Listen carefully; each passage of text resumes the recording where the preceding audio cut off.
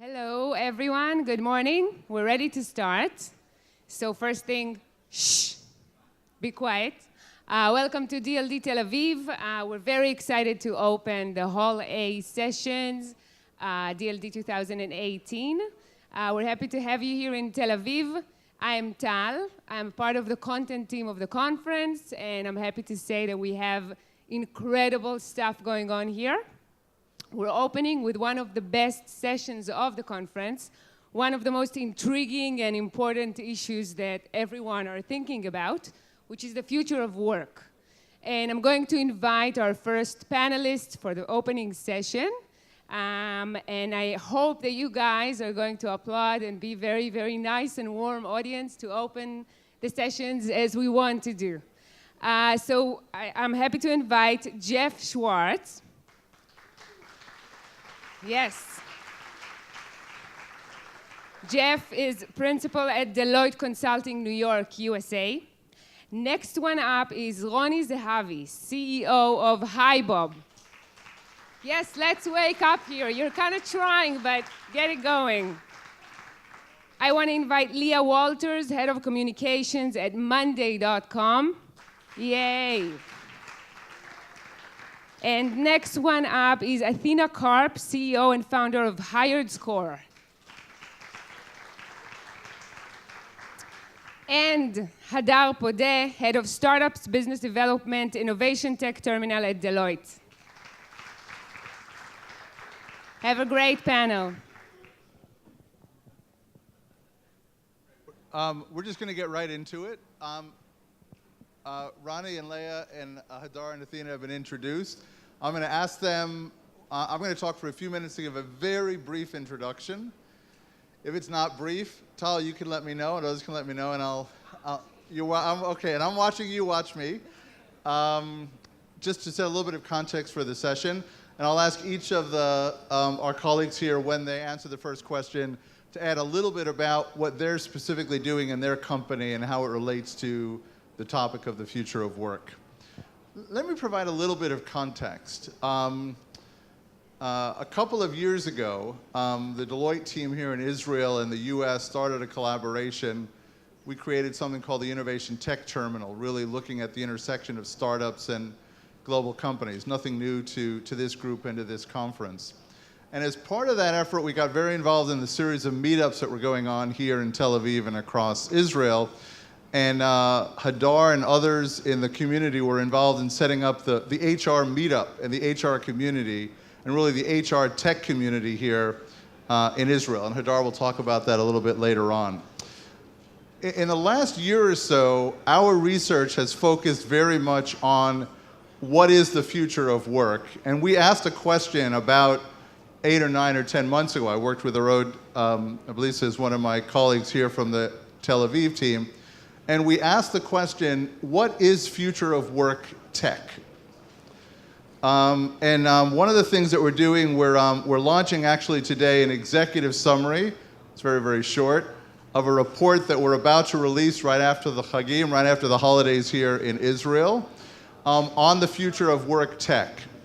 And what we're looking at specifically is trying to focus on the intersection of business perspectives on the future of work, business use cases, if you will, and technology use cases and where they come together. And this really is part of the background and the introduction to this morning's session. By the way, I'm looking at how hot everybody is. I just looked at my phone before we came in. It's 29 degrees here. Do you know how cold, how cool it is in San Jose and San Francisco right now? 14 degrees. And I was there last week. I was actually at Apple headquarters last week, so I'm thinking about the difference. And there are a few differences between Silicon Valley and what's happening in Tel Aviv. One is the weather and the humidity, obviously. And the air conditioners, everything worked at Apple Park, I have to tell you. It was very impressive, right? When we're thinking about the future of work, we're really organizing our thinking, and this is really hopefully the setup for today's discussion. We're thinking about 3 fundamental work-related questions. And sort of as fundamental as we can go is to ask the 3 questions of the what, the who and the where of work, right? One question I'm very interested in my colleagues talking about this morning is what work can be done by automation? What work can be done by robotics and cognitive technologies and AI technologies? And how do people and technology work together? What can be automated? The second question is, who is the workforce? This may seem like a very straightforward question, but actually Ron and I were talking about this just when we were coming in this morning. If you ask most executives who is their workforce, sometimes they talk about their full-time employees, sometimes they talk about their IT contractors, sometimes they talk about the freelancers that are coming in through procurement. There are many, many ways that people can work for companies. The who of work is changing, and then of course the technology and the way that we manage people needs to change as well. And finally, the where of work is changing, right? Literally where work is done in our lifetimes has been totally disrupted.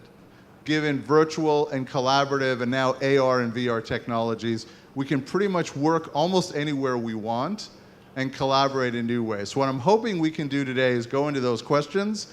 So I was saying that's really going to be the heart of this report that we're introducing right after the holidays. And with that, let me start with the first question. And I'm going to start by going back to a quote. Just give me 1 second. I thought I was totally organized here.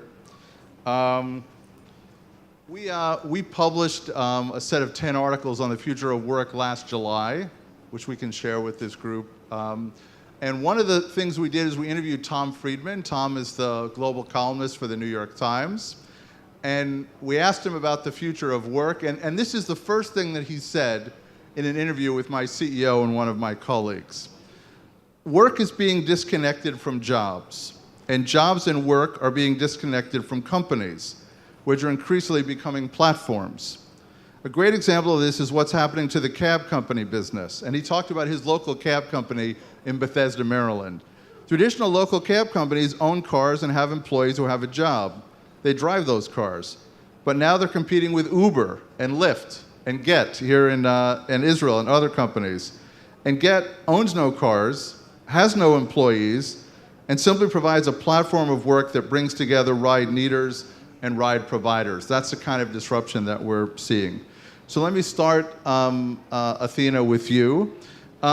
What's your perspective on this notion, how work is being disrupted by platforms, but also take a minute to introduce yourself and your company to provide some context. Sure. Thank you, Jeff. I'm Athena Karp, CEO, founder of HiredScore. We do artificial intelligence for total talent management for the Fortune 500.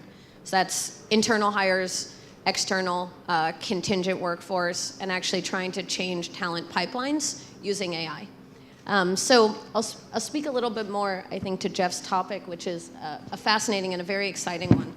One of the biggest things we see right now is the convergence of different talent types. So when you think about a talent advisor or talent acquisition teams, traditionally it was people who were responsible for bringing external talent internally.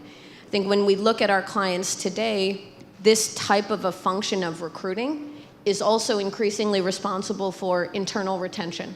So now they're charged with how do you decide what jobs go internal, what go external, how do you think about retaining people, especially when their jobs go away.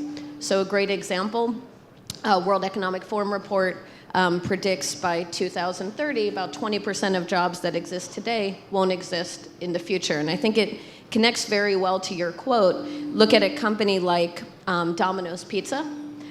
Is a great example when you think about how that's going to distort the labor market and the workforce at a company, right? Domino's is a franchise-owned business, over 5,500 franchises, 90+% franchise-owned, and over 90% of Domino franchise owners started as delivery drivers. And when you think about October, November, when Domino's launched the first self-driving delivery car, it might be 2 to 3 years before that becomes the replacement to the delivery driver, but that's happening. And I think when you think about how that feeds the higher parts of the hiring funnel, the mid-level and the executive branches, which across our clients we see responsible for between 50 and 80% of junior, mid-level and senior hires came from internal. I think when you disrupt the bottom, what does that mean? Companies will still need to fill jobs, they'll need to find the skill sets, but they won't be able to look internal, train internal, or transform that. So it's a great, very timely question. And let me ask Ronnie what your perspectives are as we're getting started. Here you go. Oh, Mike. Thank you. My name is Ronnie Zahavi. I'm the founder and co-founder and CEO of HiBob. The company was founded less than 3 years ago. We are 90 people operating in 3 offices, Tel Aviv, London, and New York. And we offer fast-growing companies people management platform. So to your question, I think the most interesting way to look at the changes in the workplace is focusing on people and the transition that people are facing as part of those evolutions. So there's 2 perspectives to look into it. One, looking at the evolution of the technology, the platform that were developed last decade to help companies, organizations manage people. So 30 years ago, the first HR or manpower software were more system of record, basically tracking the employees and being able to do paychecks and report time and attendance and vacation, etc. And then the market evolved and automation came into place, and companies like ADP with payroll, or Oracle, PeopleSoft, or SAP, and then SuccessFactors, and then Workday, and all the big companies, and they were mainly focusing on the high-end enterprise companies, but they built a system, and the main focus was automating HR processes for administrators, and finance people. I think in the last maybe 5, 7, 10 years, we see an evolution, and I call it evolution because I think it's progressing. And we see more and more a platform that's focusing on employee engagement, but also on platforms of productivity. And why it's happening, I think it's driven by the fact that the workplace in general is completely changing.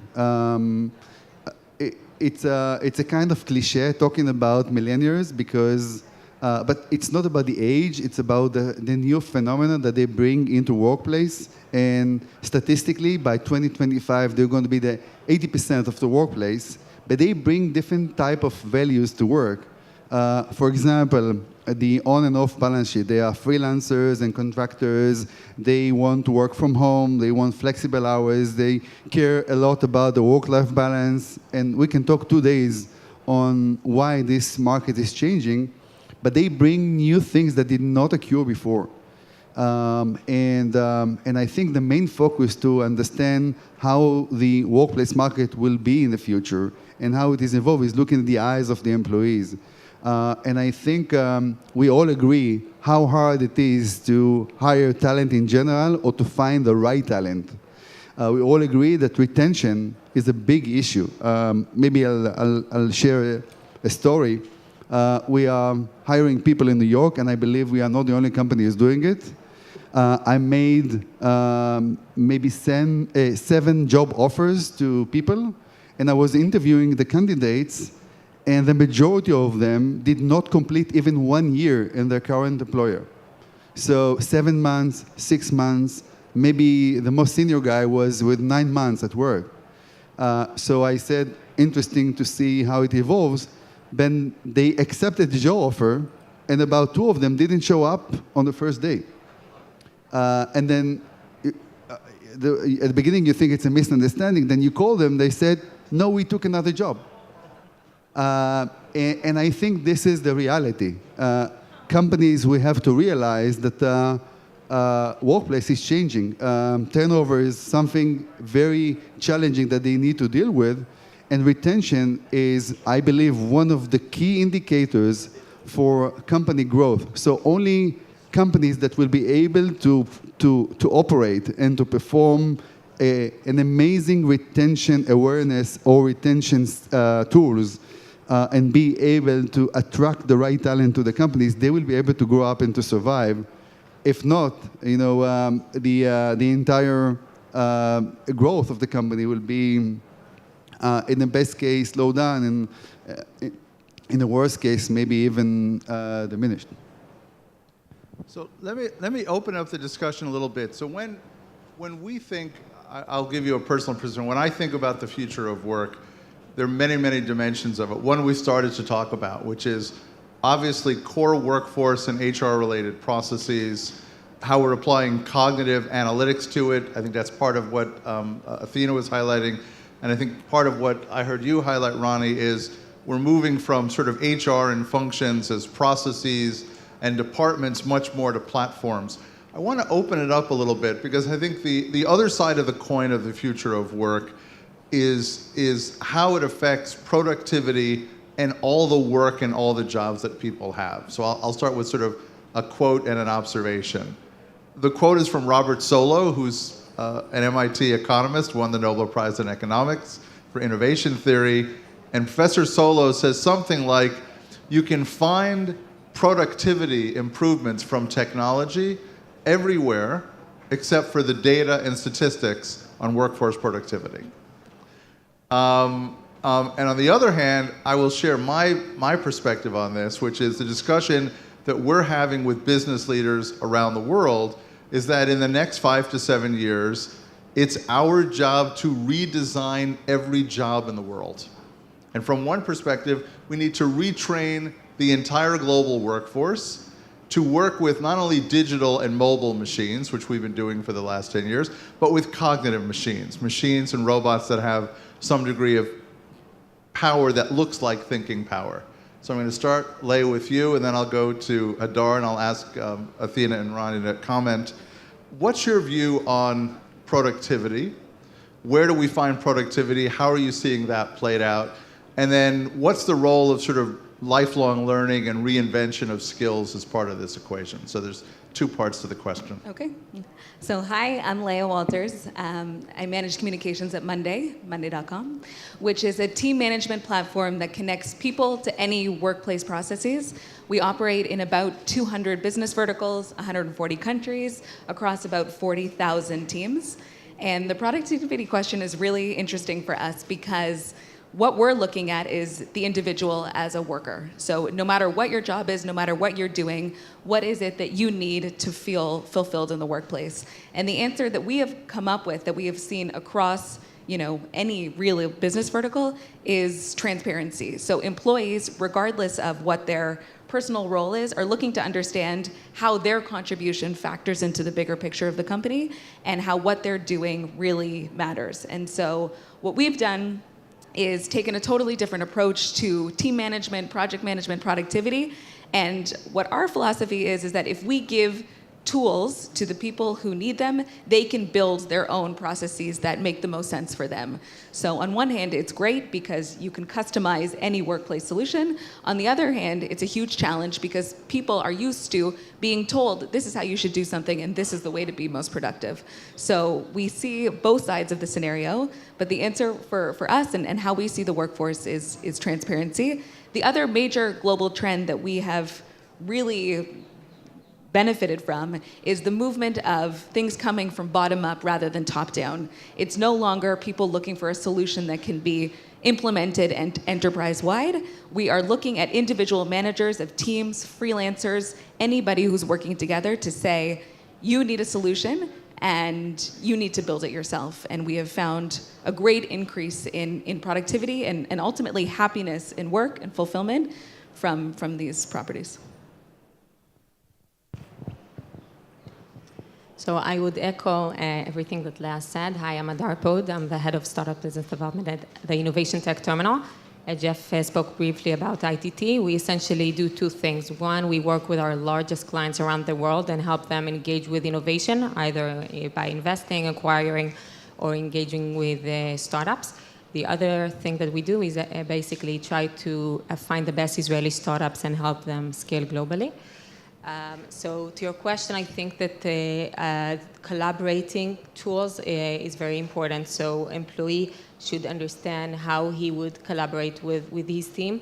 Augmented workforce is very important in this respect. So understanding exactly who is your team, geographical boundaries are not an issue anymore. So you should learn how to communicate and to interact with different types of employees, whether it's off and on balance sheet. Also, there is a big, I think, issue of a sense of, I think, meaning and how do you perceive your job. And you should, now people need to feel much more connected to their job rather than them executing decision. They need to feel far more committed to the mission and to the vision of the work. And I think in order for them to be really productive, they should be, I think, far more educated about the vision of the company and how can they really put their skills and efforts into applying that when they do their day-to-day job. Yeah, and Athena, I would like to get some comments from you, and also Ronnie, and I want to open the discussion beyond the collaboration piece and get a little bit of your perspectives on, and we were talking about earlier, we talked about when we were in Aspen a few weeks ago, what's happening around lifelong learning and reinvention. Yeah, great. I think it's a really exciting time for talent management.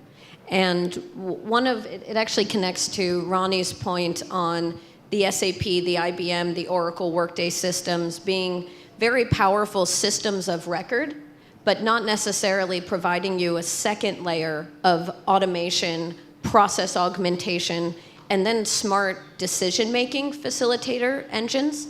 But the data inside of these systems being used and applied in that way can really transform decisions. So one of the things we get most excited about is the ability to tap in to recruiting data in an applicant tracking system, employee management data in an HCM, but then also learning management system data. And to be able to ask questions, for example, of, we have shortages and it is very hard for us to fill job types in such and such verticals, maybe new verticals like blockchain, where you don't have existing talent pools, you haven't been sourcing and curating lists of talent in these types of areas. So how do you leverage data to ask the question, who in our organization can we upskill, can we train to fill the gaps of these shortages that we need to fill them? We can't go as a company without an entire department or role types that are required for these future of work type roles, but yet we're struggling to find it externally. There's a lot of, we see an increase obviously in gig and contingent in certain geographies. So interesting, the correlation of gig, the rise of gig in places like Western Europe and the US doesn't necessarily connect in certain geographies with economic or government instability, where they actually do want a job in a multinational. But where you see the rise of gig, that might supplement some of these shortages. But I think companies have always gone to those that we know are reliable, good workers in our corporate, whether it's taking an hourly or a blue-collar worker and figuring out how to upskill and train them into being a different type of professional, thinking differently about how people move in the org from IT into engineering, or from sales into marketing, or marketing types into next-gen marketing. And that's kind of the thing that excites us most, is tapping into skills training, learning management system, online and offline, e-credentials, virtual learning, and being able to facilitate that shift. I think the HR position will, in 5, maximum 10 years, will be completely different the way we see it right now. And one of the reasons why we founded Hybo, because we realized that it is happening right now, and we really want to build something unique that will be able to serve the new challenges and opportunities in this space.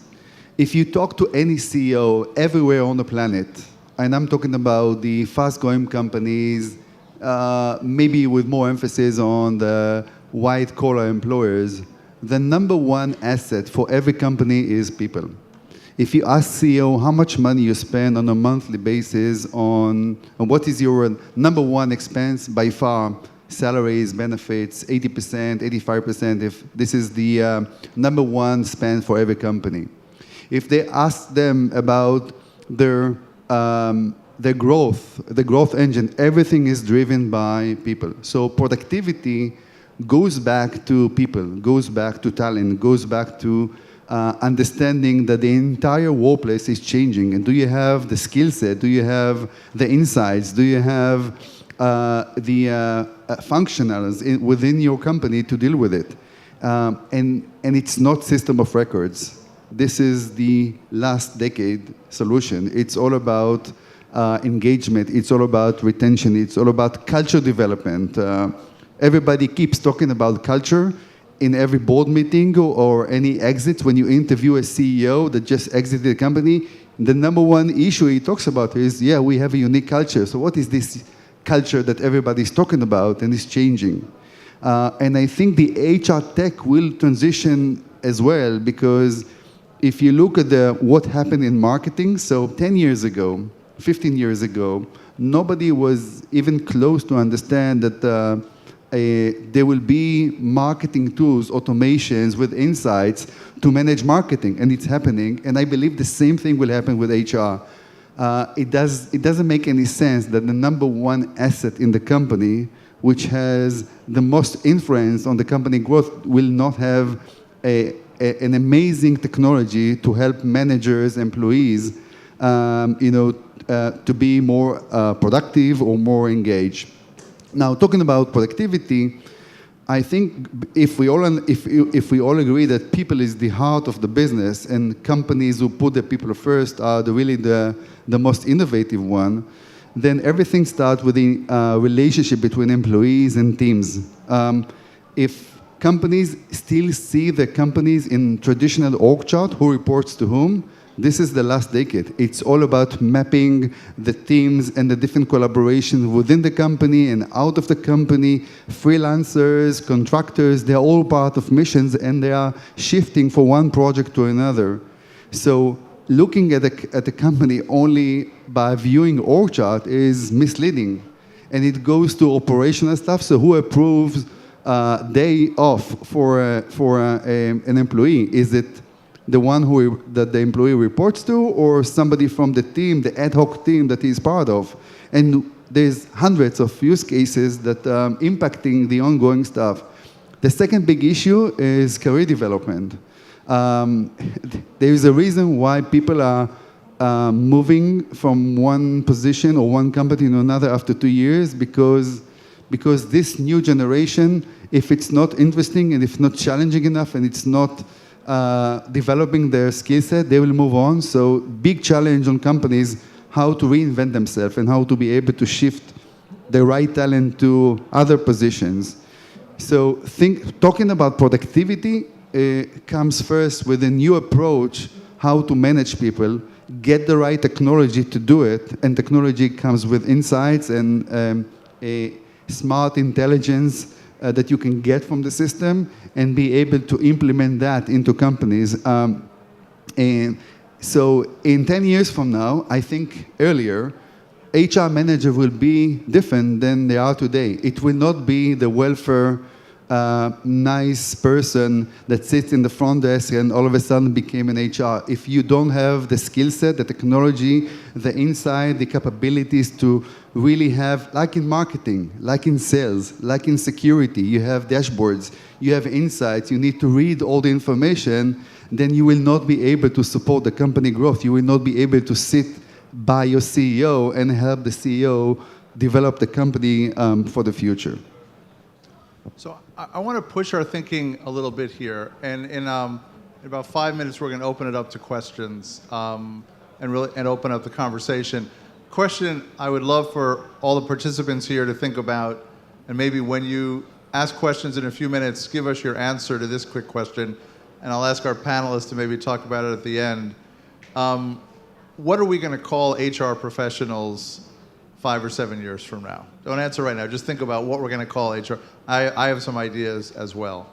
And I want to open up the discussion a little bit more because, as we look at this over the last 10 or 11 years, and we have to remind ourselves, or I have to remind myself, it was only 11 years ago that the smartphone was invented, sort of 2007, which is sort of amazing because it's ubiquitous. I spent 5.5 years in India. I just got back to New York about 1.5 years ago, and India is now the largest consumer of mobile data in the world, given the 4G revolution that's occurred there in the last couple of years.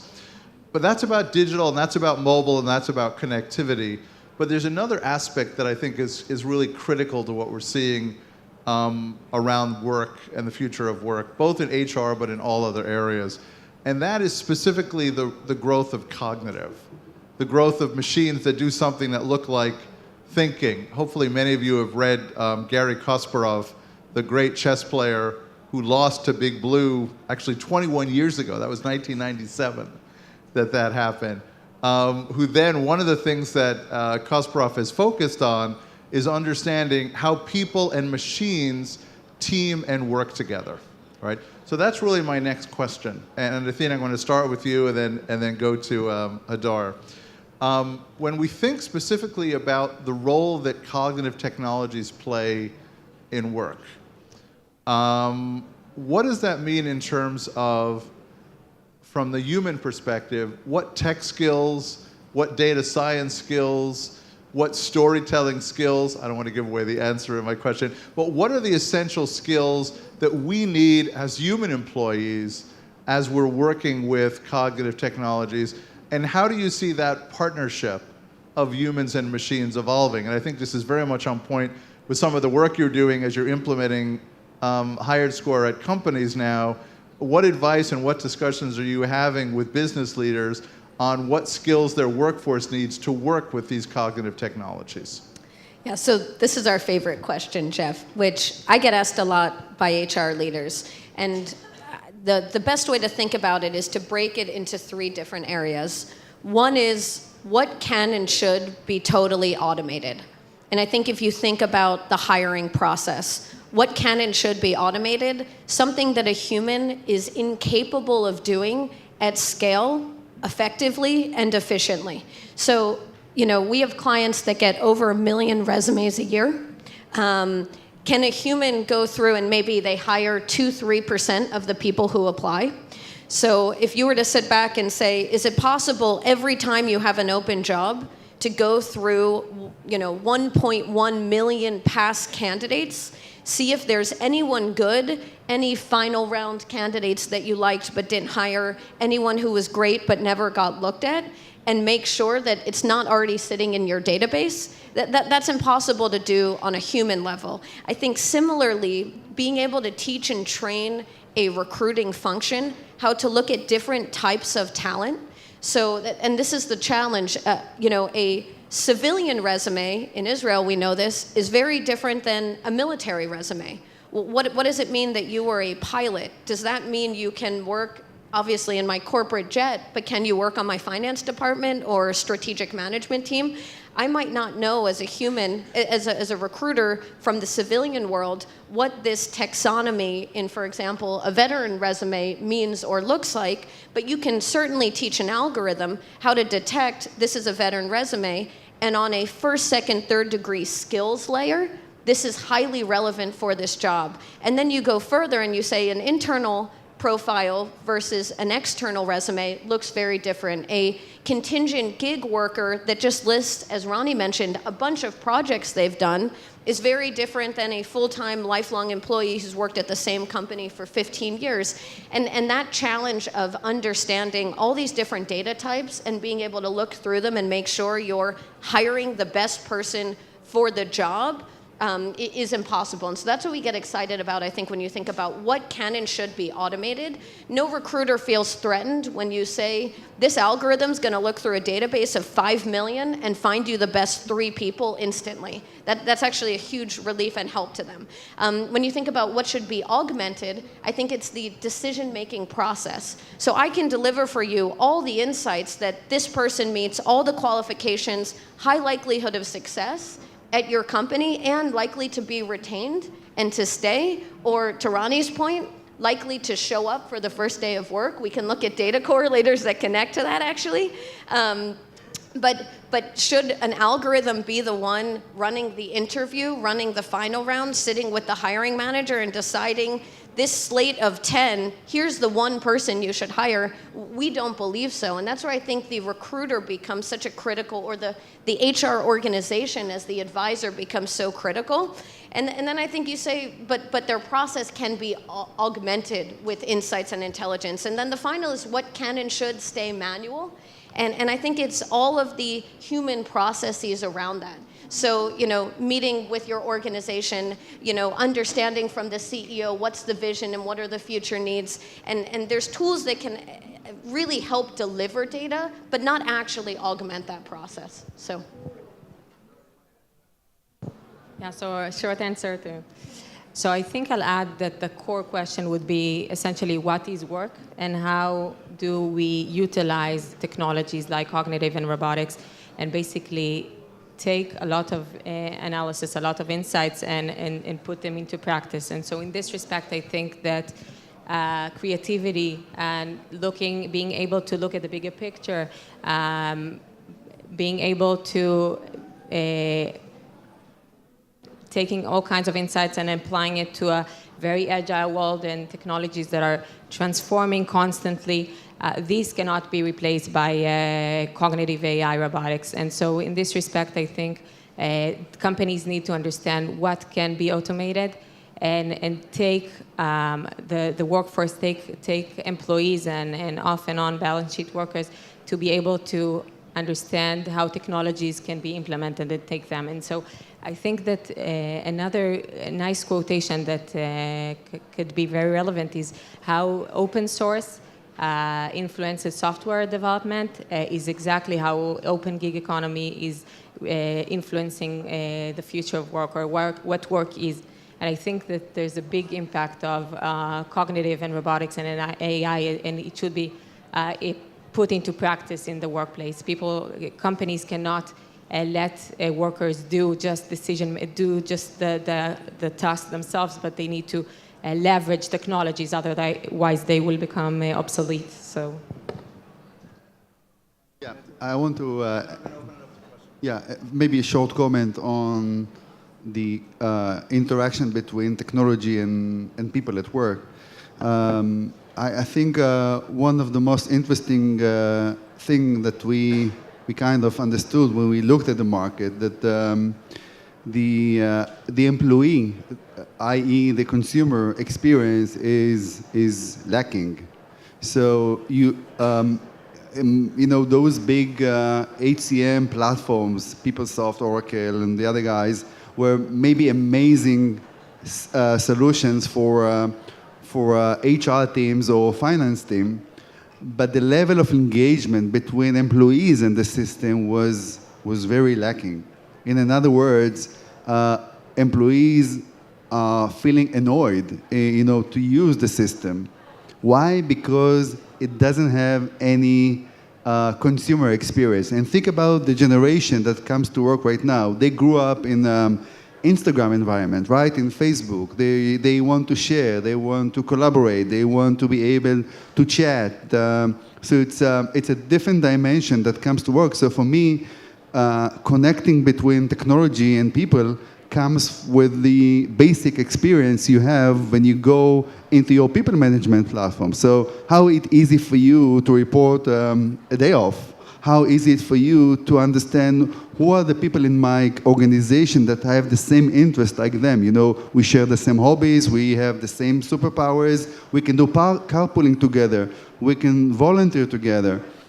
So all those social aspects that does not exist today in every platform, they will be the future in terms of engaging with people and making sure that they are connected. So I think the market is seeking for the HR tech market is seeking for a consumer experience when it comes to using those systems. Fantastic. Let me make one observation, and I'm going to open it to questions. One of my colleagues, John Hagel, runs a center called the Center for the Edge from San Francisco. I think that's a pretty cool name for a center, by the way, the Center for the Edge, because that's where we think innovation comes from, the edge, not the center. And he wrote a piece in an HBR blog, I think last week or the week before, and he talks about the three roles that people play in the future of work. He talks about people as, he's got three C's: creators, curators, and coaches. Problem solving, being able to navigate, and being able to coach and deal with personal and human interactions, which is sort of a way of looking at it. One of the challenges that we're putting to companies all over the world today as well is, with the growth of cognitive robotics and AI technologies, what are the essential human skills? What are the things that people can do, exactly as we've talked about, and how do we actually work together? Let me ask one or two questions to you just to get a sense of who's in the audience. I meant to do this earlier. How many people, we're all simmering in here. I don't know if you're simmering the way I am. I feel like right now. How many people who are simmering, how many people came to this conference and you're not based in Israel? If you came from outside of Israel somewhere, raise your hand. Pretty impressive. How many people, how many people here are from Israel? How many people are from someplace other than the rest of the world? All right, so, right, so one here. We're going to interview you right after this session. How many people here are working with startups right now directly? If you're an employee or a founder, or, okay, about a quarter. How many are with VCs or investment firms of some type? You don't. I know you don't want to raise your hand. Sometimes you don't want to raise your hand right now. And then finally, how many people here are from either from companies or from government organizations? Just give us a sense. Okay, so we have a very, very good mix here. I'm going to open it up to questions. We have about 5 or 6 minutes to go. And if you have an answer to the question, what would you call an HR professional 5 years from now, you can start with that. Sorry, Tal, do we have a microphone that we can share with people, or? Go ahead. Hopefully we'll be able to hear you. All right, here we go.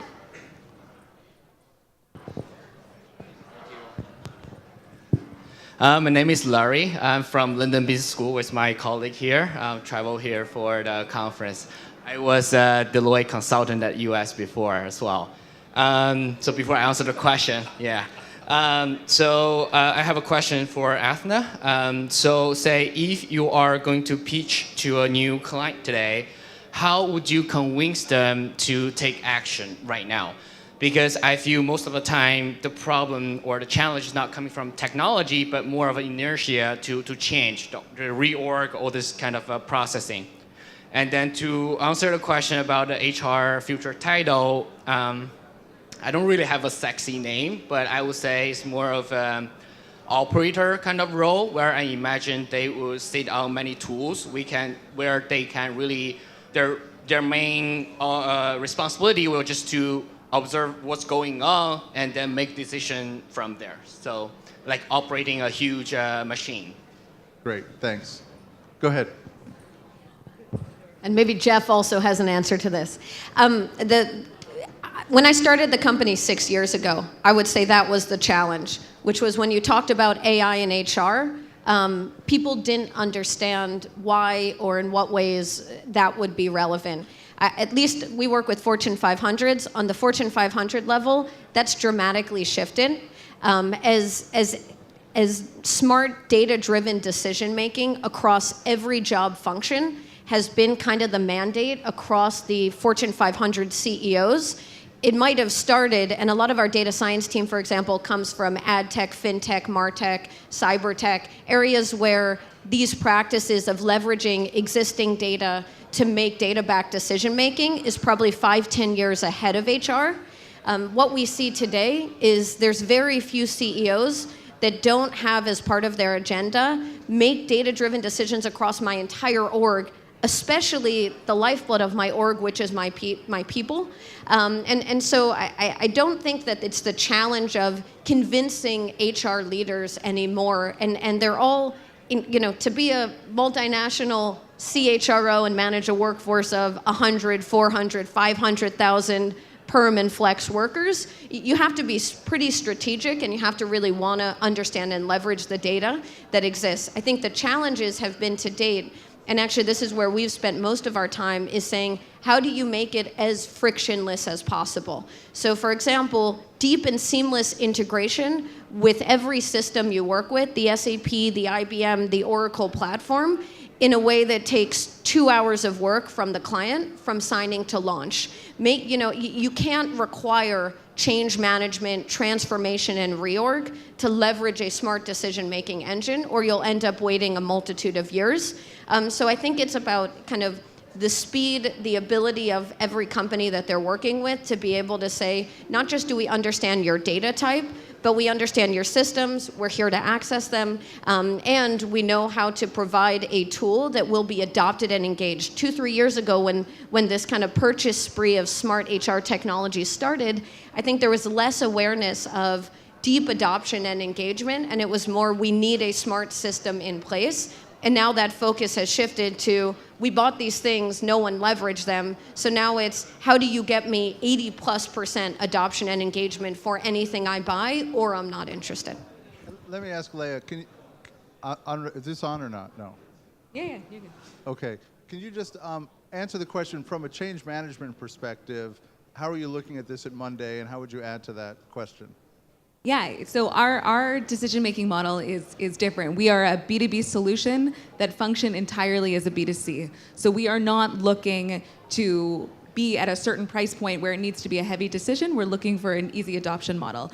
And for us, it plays into this global trend that we're seeing of individuals wanting to make change for themselves. And I think that's the major point that we differ, is making easy decisions that you can see immediate impact from. We also, to talk about the technology point for a minute, we are taking an opposite approach. It sounds like that's, again, we totally agree about the people management, and we are looking at technology as adapting to an extension of humanity rather than needing to do it in the reverse. So we're looking at different technologies that we can do on our end to make it as easy and adoptable and seamless as possible for people to use technology.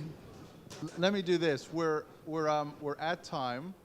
I want to do 2 very quick thank yous. One, I want to thank you in the audience for simmering and sweltering in here with us. Really, really appreciate that.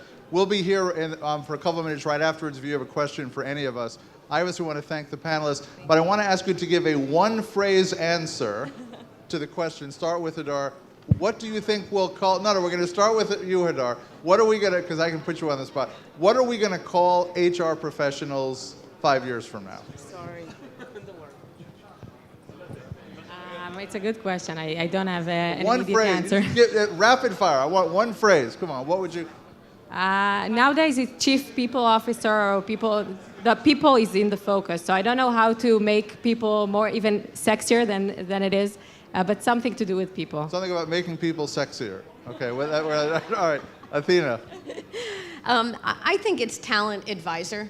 And talent means anything from flex to perm, global, remote to in-person. And the term talent really encompasses whatever you're contributing to the company, whether for a one-day project or a 10-year state. And the advisor is, this should be the people in the organization you go to understand how do we enable the growth and the business outcome we need with the right people in the right places. Okay. Sorry, Leah, one phrase, if you can. I know no, it's very I'm hard. sticking with the Hadar. Making people sexier, I think, is what we need to do. I think people is maybe in 5 years will be also a cliche. To me, it's more about operating system. A position that will be responsible for managing the operating system of organizations, and it is people. And my answer is twofold, unfortunately. My answer is twofold. One is, I think that HR professionals will become productivity and meeting officers. They really will focus less on HR, even to some degree less on talent, and more on productivity and meaning and engagement. On the other side, I think that we'll see the evolution of what we might call talent market curators, people that really understand talent markets, internal, external, automation, and help curate that. With that, let me thank you for coming. I know we're going to move on to the next panel. Let me thank our panelists.